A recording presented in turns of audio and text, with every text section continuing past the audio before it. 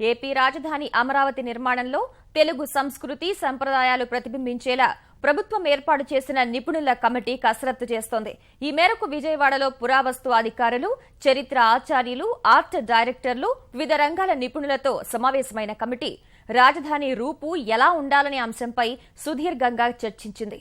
ప్రభుత్వ భవనాలు చతురస్రాకారంలో, శాసనసభ భవనాలు చంద్రగిరి కోట తరహాలో ఉండాలనే అభిప్రాయం వ్యక్తమైంది.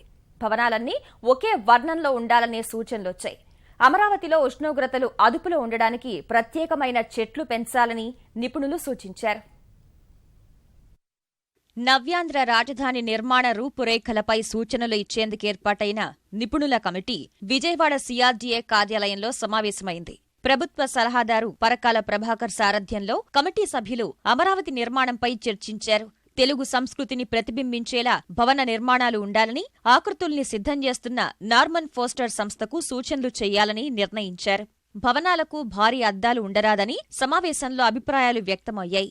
ఒకప్పుడు ఈ ప్రాంతాన్ని పాలించిన రాజులు, చక్రవర్తులు ఏ నిర్మాణ శైలిని అవలంబించారనే అంశాన్ని క్షుణ్ణంగా పరిశీలించి అందుకు అనుగుణమైన సూచనలు చేయాలని కమిటీ భావిస్తోంది.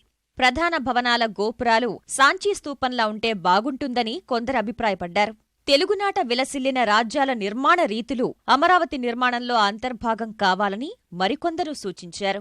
పరిపాలనా నగరంలో నిర్మించే శాసనసభ భవనం చంద్రగిరి కోట రాజమహల్ శైలిలో ఉండాలనే సూచనలు వచ్చాయి. ప్రభుత్వ భవనాల నిర్మాణాలు చతురస్రాకారంలో ఉండాలని అభిప్రాయపడ్డారు.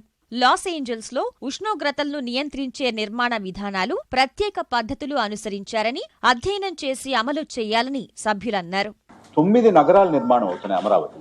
Justice city, economic city, financial city, sports city ఇత్యాదిగా 9 నగరాల నిర్మాణం అవుతున్నాయి.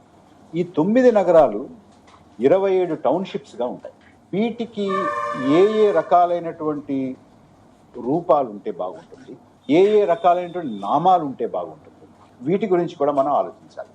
మన అధునాతన రాజధాని కట్టుకున్నాము అని అంటే ఆ భవనాలు మన చరిత్ర,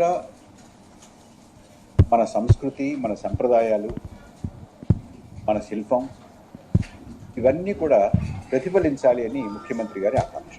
రాజధానిలో వేప, కానుగ, కుంకుడు, తుమ్మ, నల్లమద్ది తదితర ఔషధ వృక్షజాతులు పెంచాలని సభ్యులు సూచించారు. సర్కారీ తుమ్మ చెట్టు ఆనవాళ్లు ఎక్కడా లేకుండా చేయాలని కోరారు.